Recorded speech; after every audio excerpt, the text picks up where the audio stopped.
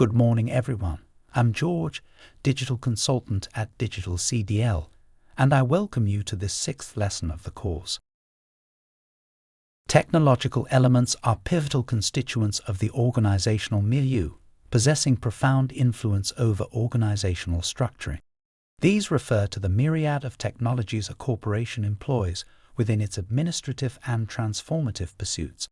Technological variables are multifaceted, being partially governed by external factors such as market-available technologies and their evolutionary trajectories, while also emanating from an entity's strategic predilections.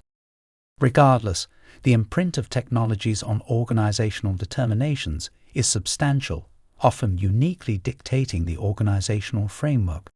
The intricate interconnection between technological innovations and organizational structures is regularly conceptualized as a co-evolutionary relationship, indicating that the conceptualization of tasks and corporate procedures incorporates both technological and organizational considerations concurrently.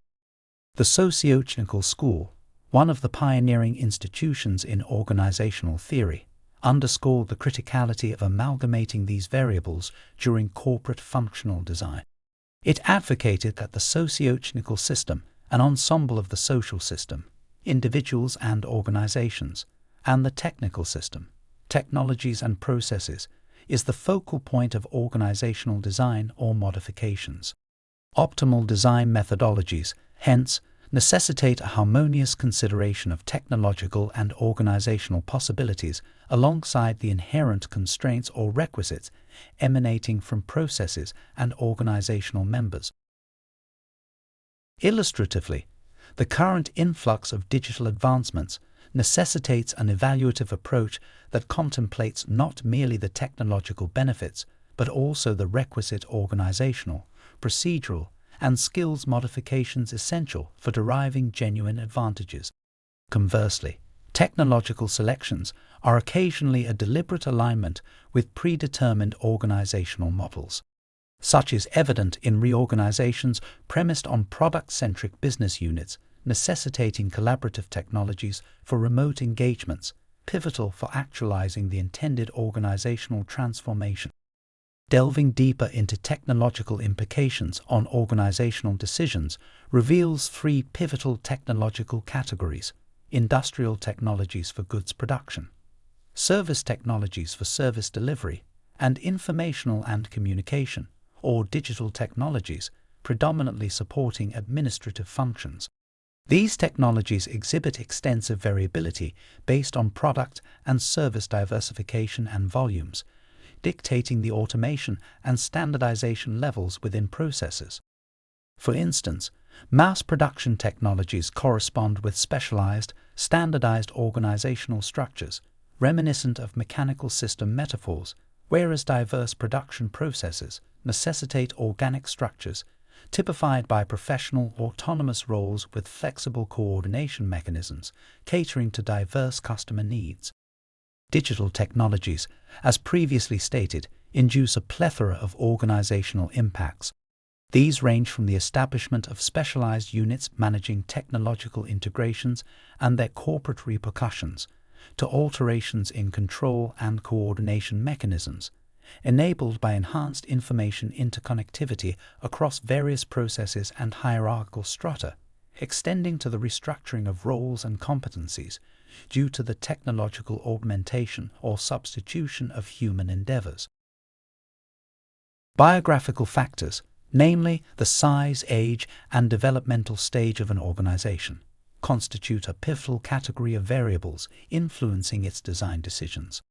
The scalar expansion of companies unequivocally exerts substantial impact on organizational frameworks. Typically, smaller enterprises exhibit simplistic, non-standardized structures marked by minimal roles and functions, informal organization, and loosely defined, predominantly unformalized, work specialization criteria among individuals and organizational units.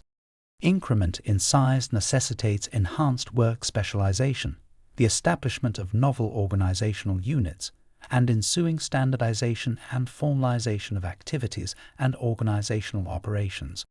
Often, Increments in organizational size correlate with its age, particularly when growth is consistent post-establishment. It's pivotal to accentuate that an organization's life cycle stage can significantly sway design choices, independent of its size. Different stages of organizational maturity necessitate different priorities, induce diverse contextual conditions, social dynamics, and prevailing motivational factors within the organizations. Discussing organizational life cycles implies acknowledgement of their inception, growth, maturation, and potential evolution, either persisting in time, undergoing decline, or experiencing revitalization through pivotal strategic and organizational modifications. During these transitional stages, organizations often undergo modifications in their models, experiencing evolutions and revolutions triggered by crises.